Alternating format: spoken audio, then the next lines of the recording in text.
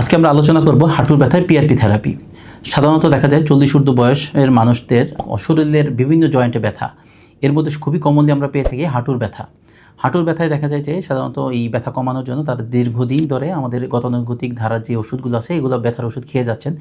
এতে দেখা যাচ্ছে দুই ধরনের সমস্যা হচ্ছে। এটা হচ্ছে যে ব্যথার ওষুধটা যতদিন খাচ্ছেন উনি ততদিন ভালো থাকতেছেন, ওষুধটা বন্ধ করার পরপরই হচ্ছে যে তার আবার হচ্ছে সেই ব্যথা শুরু হচ্ছে। আবার দেখা যাচ্ছে এই ওষুধগুলো পার্শ্ব প্রতিক্রিয়া হিসেবে দেখা যায় যে অনেকের কিডনিতে সমস্যা দেখা দিচ্ছে।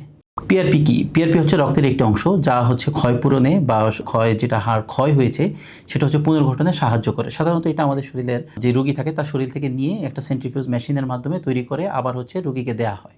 হাঁটুর ক্ষয়জনিত কারণে বা আমরা যদি এটাকে বলি অস্টিও আর্থ্রাইটিসের ক্ষেত্রে হচ্ছে পিআরপি থেরাপি খুবই একটি কার্যকরী চিকিৎসা পদ্ধতি। পিআরপি হচ্ছে যে কোনো ক্ষয়, ক্ষত পুনর্গঠন বা হাড় পুনর্গঠনে দেখা যায় যে বা আমাদের ব্যথা নিরাময়ের জন্য খুবই অত্যাধুনিক একটি চিকিৎসা পদ্ধতি। কেন আমরা পিআরপি দিব?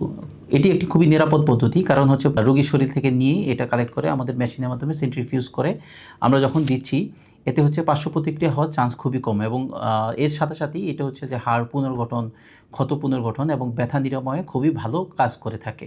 সাধারণত এই পিআরপিতে দেখা যায় যে আমাদের অনেক গ্রোথ ফ্যাক্টর থাকে, এই জন্য হচ্ছে যে এইটা খুব দ্রুত এই যে সমস্যাগুলো নিয়ে আমাদের কাছে রোগীরা আসেন বা হাড়ের সমস্যা নিয়ে দেখা যায় যে রোগীরা খুব ভালো থাকেন।